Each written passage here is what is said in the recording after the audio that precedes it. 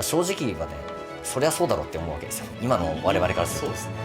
今となったらそりゃそうだし、時代の価値観がこの数十年でやっと追いついてきたような感じですよね。すごいよね。そんな昔からそういうことを解くことができる人がいたってのがすごいですよね。そうなることでまた仏教の見方も変わってくるじゃない。うん。なんで女人不成仏が説かれてたのかとか、釈尊を女性差別者だみたいな感じに思い込んで悪人のおっちゃんみたいな。では今回ね、小本。女性の戦い、歴史的に人権を勝ち取るために女性は戦ってきた。ここを触れずに歴史は語れませんよね。そうですね、避けてはね。避けて通れないのでしっかり学んでいきたい。はい。差別社会と戦った釈尊。須田、女性差別は釈尊の精神に真っ向から背くものですね。釈尊の時代のインド社会も極端な女性蔑視の時代でした。バラモン教の経典にも女性に対する悪行雑言がおびただしく並んでいます。その中で釈尊は女性を全く差別しなかった。熟慮した結果、女性が出家修行者になることも認めています。釈尊の育ての親であったマカハジャ・ハダイ・ビクに出家以前の妻であったヤシャラ・ビクにも出家しました。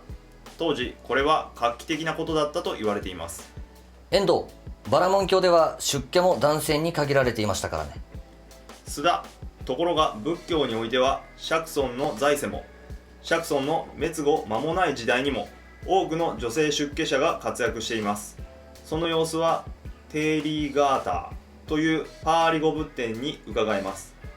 中村はじめ博士は2層の告白テーリーガーターの後書きで次のように述べています。2層の教団の出現ということは世界の思想史においても驚くべき事実である。当時のヨーロッパ、北アフリカ、西アジア、東アジアを通じて2層の教団なるものは存在しなかった。仏教が初めて作ったのであると。ビクニたちのかつての境遇も様々でした。中村博士は述べています。2層もかつて世俗の生活のうちにあった時にはただの女人であった。彼女らは俗悪の世に生き、この世に生きる苦しみ、辛さをつぶさに体験していた。夫に死なれ、子を失い、人々に蔑まれ、生きていくのがやっとのことであったという人々もいた。男運が悪くて何度結婚しても破局を迎えるという気の毒な不運な女性もいた。あまりの辛さに自ら死を決意した人々もいたと。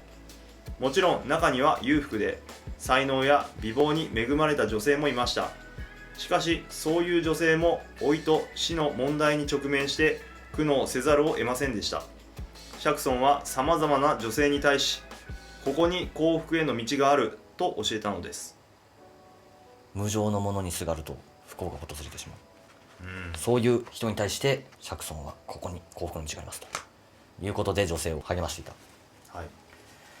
池田、こういう悩みは今も同じだね。釈尊は出家在家を差別しなかったから、在家の女性にも平等に幸福への道を示したことは言うまでもない。また在家の女性信者の中にはビンバシャラ王の妃イダイケ夫人やアユジャ国の王妃ショーマン夫人などもいたが、釈尊の態度は庶民と接する態度と変わらなかった。生まれによって卑しい人となるのではない。生まれによってバラモンとなるのではない。行為によって卑しい人ともなり、行為によってバラモンともなるという有名な言葉がある。釈尊は厳しい差別社会にありながら、身分や性別、出身、相続の違いなどは全く問題にしなかった。だからこそ保守的な差別主義者から危険人物とされ、迫害されたとも言える。遠藤、釈尊の平等の精神は初めのうちは教団内に生き生きと脈動していたようです。ある2層は女性は絶対に悟りを得ることができないとささやく者に対して堂々と言い返しています。心がよく安定し知恵が現に生じているとき、悟りを得るのに女人であることがどうして妨げとなろうかと。またこの2層の言葉を裏付けるような釈尊の説法も伝えられています。男女の区別があるが、しかし人の本性に差別があるのではない。男が道を治めて悟りを得るように、女もまた道を治めればしかるべき心の道筋を経て悟りに至るであろうと。池田、男性であろうが女性であろうが、その人が何をしたかによって好機にもなれば卑しくもなる。問題は行為である。心である。それが釈尊の精神でしょう。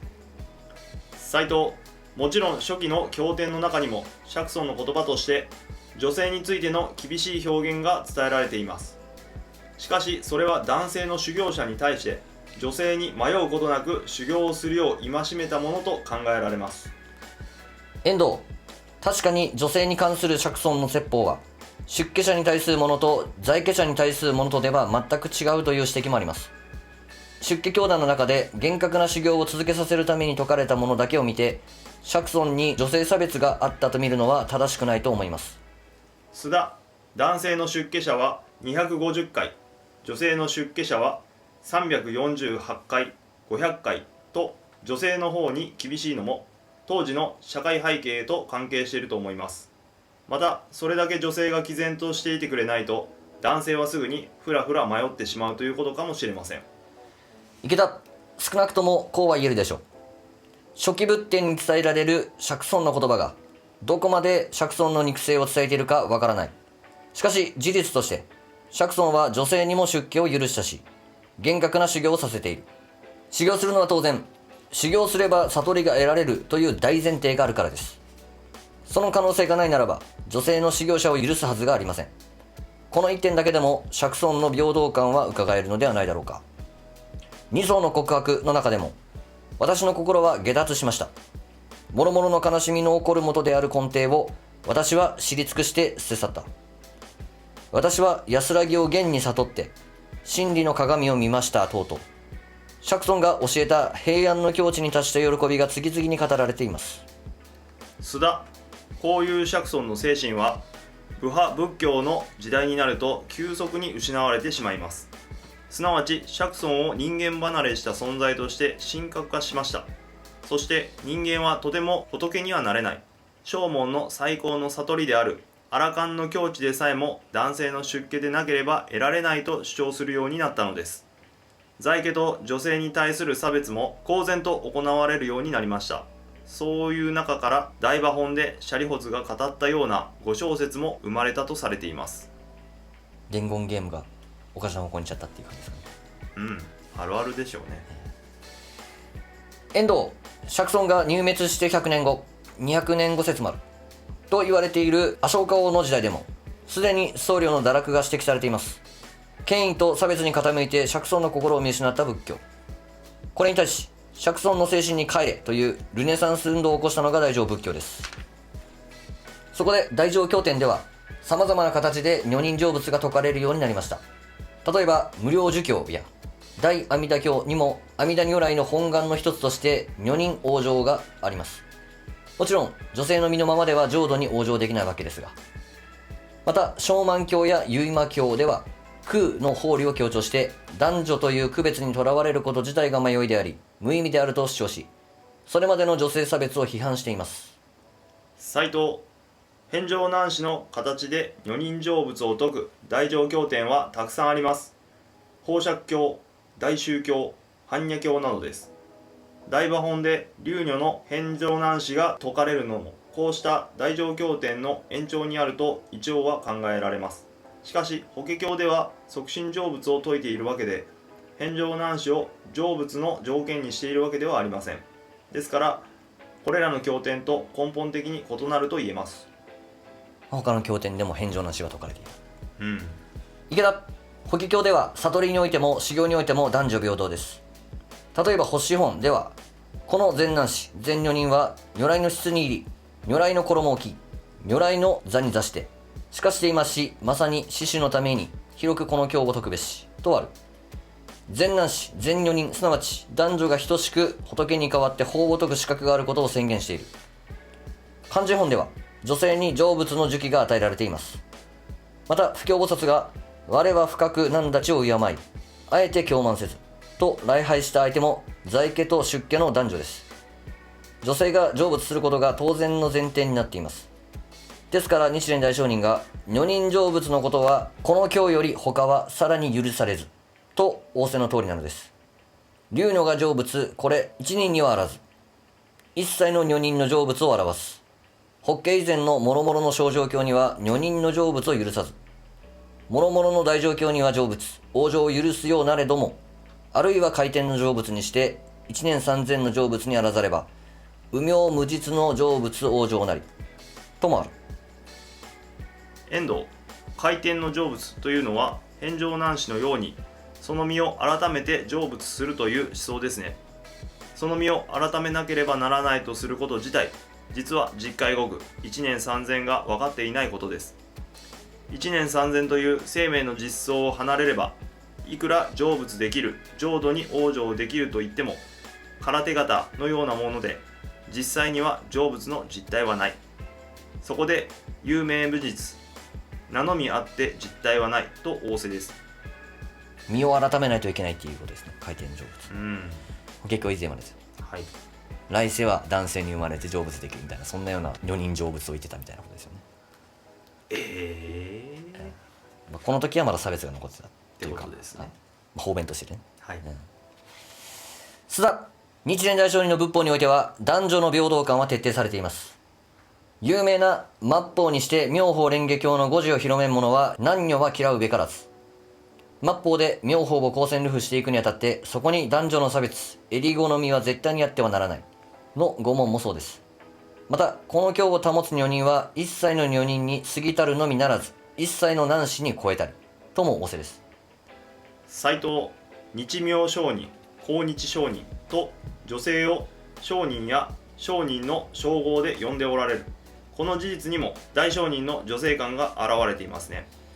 池田、そのお振る舞いは当時の日本の社会や仏教界にあって際立っていた。大上人ほど女性をたたえ、女性を尊敬された仏法者はいなかったでしょう。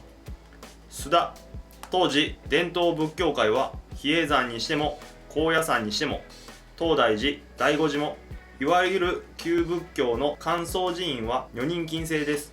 また鎌倉新仏教と呼ばれる念仏禅宗などもそれなりに女性救済に目を向けましたが、あくまで男性の身に代わってから成仏する、往生するという説でした。池田、そういう中で大上人は法華経の行者は男女ことごとく世尊にあらずやと宣言されていたのだから偉大だね。いいことで、まあ歴史的に女性が軽んじられてきたっていうのは事実としてあったということですよね。まあ、歴史としてしとかないといけないということですから。そうですね。ただその時代1200年代とか13世紀の頃に日蓮大聖人は女性を世尊だと呼ばれているわけです。関係ねえよと、成仏するのに。まあ、正直はね、そりゃそうだろうって思うわけですよ。もう今の我々からすると。そうですね。今となったらそりゃそうだし。特に世代的にも我々よりワン世代上とか上の方に行きゃ行くほどなんかまだ男尊女卑が強かった時代があると思うし、これが書かれた1995、6年っていうのはそういった意識持ってた人が読んでハッとしてたところもあるかもしれないけど、そりゃそうだよねっていう感じだから、まあ我々にとってはあれだけど、まあでもこういう事実があるし、まあ、同じことが繰り返されないようにっていう意味で知るっていう意味では大事ですよね。時代の価値観がこの数十年でやっと追いついてきたような感じですよね。そうですね。すごいよね。そんな昔からそういうことを解くことができる人がいたってのはすごいですよね。だからこそ保守系の人から危険人物とされて迫害される、どうまとめましょう。どうまとめましょう。ここのところは歴史の勉強ですからね。まあそうですね、その当時の価値観をしっかり把握した上で、そうそう、そうなることでまた仏教の見方も変わってくるじゃない。なんで女人不成仏が説かれてたのかとか、回転の成仏みたいなことを言ってたのかっていうのは背景を知らないと、背景知らないと勝手に釈尊を女性差別者だみたいな感じに思い込んで悪人に思っちゃうみたいなさ、いや歴史背景を知ることで誤解を解いていく。もう仏教はもう本当に男女関係なく成仏できる修行すればっていうことを教えてる。本を読むときは絶対その書いた当時の世界観っていうのを知った上で読まないと混乱しますからね。大事なところです。そうですね。今は事実確認の場所です。もうしばらく続きます。はい。今日はこの辺で。はい。あとね。おつもと。